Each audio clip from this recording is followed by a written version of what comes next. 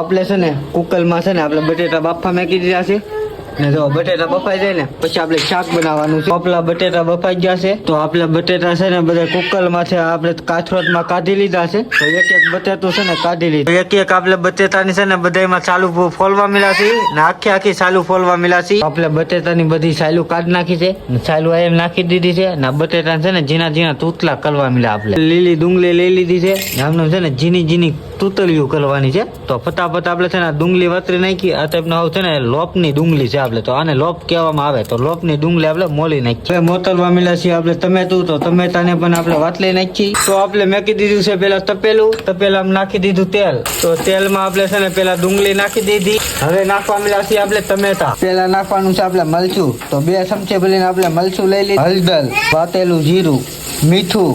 તો આપણે જેટલો મસાલો બનાવ્યો ને મસાલો નાખી દીધો છે. પાછું આપણે તેલ નાખી દીધું છે. તો 2 પાવલા તેલ નાખી દઈએ.